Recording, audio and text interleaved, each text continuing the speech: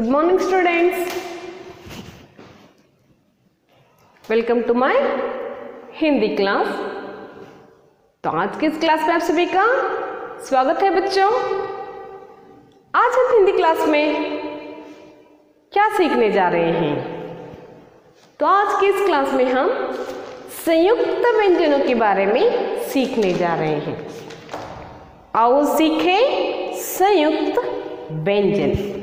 ये संयुक्त व्यंजन क्या होते हैं और इनकी संख्या कितनी होती है? चलिए इन व्यंजनों को आज हम सीखते हैं। तो क्या करेंगे आज हम यहाँ पर लास्ट क्लास में क्या सीख चुके हैं बच्चों? बताइए, लास्ट क्लास में हमने क्या सीखा था? व्याकरण भाग वर्ण विचार के बारे में हम यहाँ पर सीख चुके हैं, है ना बच्चों। वर्णमाला, वर्णमाला में होने वाले वर्णों की संख्या कितनी है, वर्णमाला के भेद कितने हैं और उन भेदों में आने वाले स्वर व्यंजनों में कितने भेद हैं, स्वरों की संख्या कितनी होती है, ह्रस्व स्वर किसे कहते हैं, दीर्घ स्वर किसे कहते हैं, अयोगवाह किसे कहते हैं, व्यंजन कितने हैं, व्यंजनों में कितने भेद किए गए हैं, स्पर्श व्यंजन किसे कहते हैं, स्पर्श व्यंजनों की संख्या कितनी है, ऊष्म व्यंजन, ऊष्म व्यंजनों की संख्या कितनी है, अंतस्थ व्यंजन, अंतस्थ व्यंजनों की संख्या कितनी है, और अंत में हमने क्या सीखा था? संयुक्त व्यंजन। तो बताइए बच्चों, संयुक्त व्यंजन कौन कौन से हैं? हम क्या कहते हैं लास्ट में, यानी कि क्ष, त्र, ज्ञ, श्र, ये क्या है बच्चों? जैसे कि हम यहाँ पर कौन कौन से हैं? क्ष, त्र, ज्ञ और श्र। ये क्या है बच्चों? इन्हें हम संयुक्त व्यंजन कहते हैं। इन्हें हम क्या कहते हैं? संयुक्त व्यंजन कहते हैं। तो इनकी संख्या कितनी है? इनकी संख्या 4 है। क्ष, त्र, ज्ञ और श। तो आज हम इन व्यंजनों को किस तरह से लिखा जाता है या इनकी परिभाषा किस तरह होती है, ये वर्ण कौन कौन से वर्णों के मिलने के बाद संयुक्त अक्षर बनते हैं या व्यंजन बनते हैं, इसके बारे में हम यहाँ पर जानेंगे। तो आइए अब हम जाने ये संयुक्त अक्षर क्या होते हैं। तो सबसे पहले आपको क्या करना है? संयुक्त व्यंजन किसे कहते हैं ये आपको जानना है। तो चलिए लिख लीजिए संयुक्त व्यंजन। दो व्यंजनों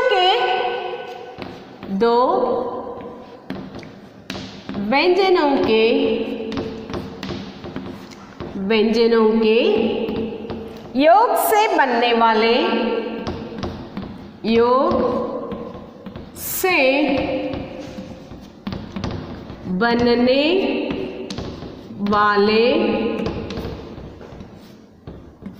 बनने वाले व्यंजनों को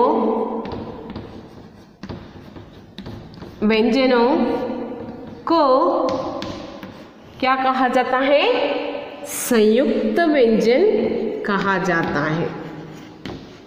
ओके, संयुक्त व्यंजन कहा जाता है। संयुक्त व्यंजन कहा जाता है। तो आपको ध्यान में रखना है कि संयुक्त व्यंजन किसे कहते हैं। तो चलिए यहाँ पर देखिए संयुक्त व्यंजन किसे कहते हैं।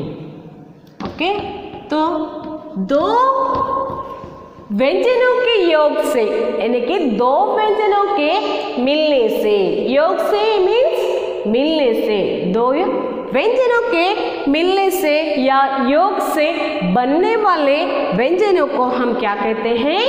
संयुक्त व्यंजन कहते हैं। क्या कहते हैं बच्चों? संयुक्त व्यंजन कहते हैं। तो आपको ध्यान में रखना है कि यहाँ पर संयुक्त व्यंजन किसे कहा जाता है, और ये क्या है? संयुक्त व्यंजन की परिभाषा, यानी कि डेफिनेशन। तो दो व्यंजनों के योग से बनने वाले व्यंजनों को या अक्षरों को हम संयुक्त व्यंजन कहते हैं। तो आइए बच्चों, इन अक्षरों को या इन व्यंजनों को किस तरह से लिखा जाता है इसके बारे में हम अभ्यास करेंगे। तो पहला वर्ण क्या है बच्चों? यहाँ पर क्ष। पहला वर्ण क्या है? क्ष। तो इस क्ष को किस तरह से लिखा जाता है? तो कौन कौन से वर्णों के मेल से यह व्यंजन बना है इसके बारे में हम देखेंगे। तो देखिए यहाँ पर क हलंत, श जमा अ। क्ष वर्ण जो है इन तीनों व्यंजनों के मेल से बना है। क्या है बच्चों? क्ष जो अक्षर है या वर्ण है या व्यंजन है, इन तीनों के मेल से क्ष व्यंजन बना है। तो क में क्ष मिलाया गया है और क्ष में यहाँ पर अ मिलाया गया है। अ क्या है? स्वर है। और क क्ष क्या है बच्चों? व्यंजन कहलाते हैं। और हमें व्यंजनों का उच्चारण करने के लिए स्वरों की सहायता लेनी पड़ती है। आपको पता है ना बच्चों, यहाँ पर जो मात्राएं होती हैं सिर्फ और सिर्फ स्वरों की होती हैं, और व्यंजनों को उच्चारण करने के लिए हमें स्वरों की सहायता लेनी पड़ती है। तो क्ष व्यंजन जो है यहाँ पर 3 अक्षरों के मेल से बना है। वे कौन कौन से? क, श, अ।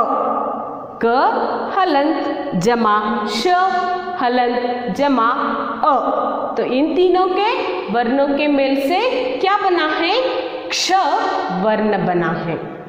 तो आपको ध्यान रखना है कि यह क्ष किन 3 वर्णों के मेल से बना है। ओके, तो नेक्स्ट यहाँ पर देखिए, क्ष के बाद क्या आता है बच्चों? क्ष के बाद त्र। क्ष के बाद क्या आता है? त्र। तो त्र किससे बना है? किन 3 वर्णों के मेल से त्र बना है? तो देखिए यहाँ पर यह क्या है? त्र को हमें लिखने के लिए किन किन अक्षरों की या व्यंजनों की सहायता पड़ती है? देखिए, त हलंत जमा र हलंत जमा ओ। तो यहाँ पर इन तीनों अक्षरों के मेल से क्या बने हैं? त्र बना है। त र अ, इन तीनों के मेल से कौन सा वर्ण बना है या कौन सा व्यंजन बना है? त्र संयुक्त व्यंजन बना है। तो इन्हें हम संयुक्त व्यंजन कहते हैं। संयुक्त यानी कि मेल, मिलने से, तीनों वर्णों के मेल से या संयुक्त से कौन सा अक्षर बना है बच्चों? त्र व्यंजन बना है। तो त्र किन किन वर्णों से बना है बच्चों? त, र और अ। इन तीनों व्यंजनों के मेल से कौन सा व्यंजन बना है? त्र व्यंजन बना है। तो आपको यहाँ पर ध्यान रखना है कि क्ष, त्र और ज्ञ, श्र ये किन किन के अक्षरों से बना है या किन किन अक्षरों के मेल से बना है। तो नेक्स्ट यहाँ पर कौन सा आता है? ज्ञ। कौन सा आता है? ज्ञ। तो ज्ञ यहाँ पर हम किस तरह से लिख सकते हैं? यह ज्ञ किस तरह से लिखा जाता है? तो यह ज्ञ जो है ज जमा य जमा अ। तो इन तीनों के मेल से यहाँ पर ज्ञ बना है ना बच्चों। तो यहाँ पर ज जमा य जमा अ, इन तीनों के मेल से ज्ञ अक्षर यहाँ पर बना है, संयुक्त व्यंजन यहाँ पर बना है। ओके, तो नेक्स्ट यहाँ पर देखिए अंत में कौन सा आता है, श। अंत में क्या आता है बच्चों, श। तो चौथा व्यंजन या चौथा संयुक्त व्यंजन क्या है, श। तो यह श किन किन वर्णों के मेल से बना है। तो संयुक्त पता चल गया ना बच्चों, संयुक्त का अर्थ क्या होता है, मेल से बने, अक्षरों के मेल से बने, यानी कि यहाँ पर सिर्फ एक अक्षर से यह व्यंजन नहीं बना है, यहाँ पर तीन व्यंजनों के मिलने से क्या बनते हैं, ये संयुक्त वर्ण बनते हैं। तो नेक्स्ट यहाँ पर श को किस तरह से लिखा जाता है, देखिए यहाँ पर श जमा र जमा अ बराबर श। श जमा र जमा अ बराबर श। तो यहाँ पर श र अ के मिलने से कौन सा वर्ण बना है, श वर्ण बना है। समझ में आ गया ना बच्चों, श र अ के मेल से श व्यंजन बना है। तो आपको समझना है कि यहाँ पर संयुक्त व्यंजन किसे कहते हैं और संयुक्त व्यंजनों को किन किन वर्णों से या किन किन वर्णों के मेल से ये संयुक्त व्यंजन बने हैं। तो एक एक उदाहरण दूंगी मैं यहाँ पर आपको। क्ष से कौन सा शब्द आता है, क्ष से क्षमा, क्ष से क्षमा। तो देखिए यहाँ पर क्ष क्या है, संयुक्त व्यंजन है। क्ष से क्षमा, क्ष से कक्षा, क्ष से अक्षर। तो यहाँ पर देखिए क्ष से क्षमा आता है, क्ष से कक्षा आता है और क्ष से अक्षर आता है। तो ये क्या है, क्ष व्यंजन से आने वाले शब्द कहलाते हैं, क्ष व्यंजन से आने वाले शब्द कहलाते हैं। तो दूसरा यहाँ पर त्र से या त्र संयुक्त व्यंजन से आने वाला शब्द कौन सा है, यहाँ पर देखिए जैसे कि अस्त्र या मित्र ले लें हम यहाँ पर उदाहरण, मित्र। देखिए त को र से मिलाया गया है, ये क्या है बच्चों, संयुक्त व्यंजन है। तो त्र से कौन सा शब्द आता है, मित्र। ओके, तो मित्र आता है। मित्र के बाद क्या आता है, यहाँ पर नेत्र आता है। मित्र के बाद क्या आता है, नेत्र आता है। ओके, तो नेत्र के बाद यहाँ पर और एक शब्द कौन सा आता है, शत्रु। कौन सा शब्द आता है, शत्रु।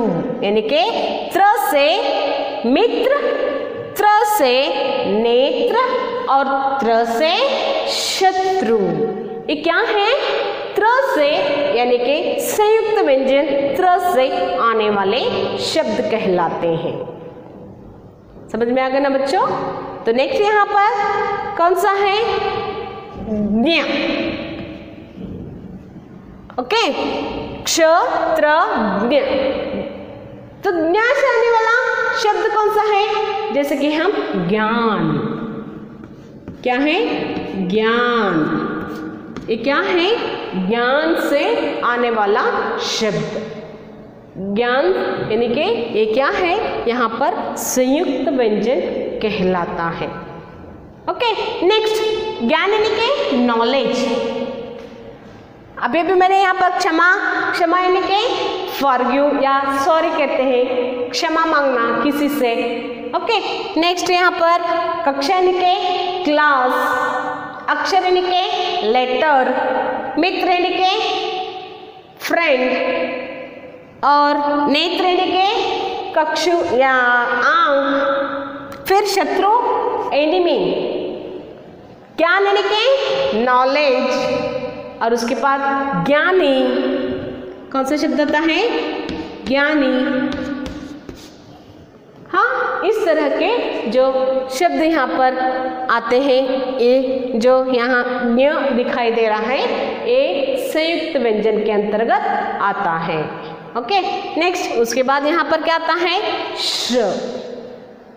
श्र किन वर्णों के मेल से बना है बच्चों? श र अ के मेल से श्र बना है। तो इससे आने वाला शब्द कौन सा है? श्रम। इससे आने वाला श्रम। श्रद्धा, श्रद्धा, श्रम, श्रद्धा, ये क्या है? श्र व्यंजन, श्र संयुक्त व्यंजन से आने वाला शब्द है। तो श्रम यानी के लेबर, श्रद्धा यानी के यहाँ पर रिवरेंस कहलाता है। ओके, तो देखिए आपको पता चल चुका होगा कि संयुक्त व्यंजन किससे कहते हैं और संयुक्त व्यंजनों की रचना किस तरह से की जाती है, या फिर संयुक्त व्यंजनों को लिखने के लिए हमें किन किन अक्षरों को मिलाना चाहिए या किन किन अक्षरों के मेल से ये संयुक्त व्यंजन बने हैं। तो आपको ध्यान रखना है कि यहाँ पर संयुक्त व्यंजन किसे कहते हैं या संयुक्त व्यंजन कितने हैं? 4 हैं। वे कौन कौन से हैं? क्ष, त्र, ज्ञ, श्र। संयुक्त व्यंजन की परिभाषा क्या है?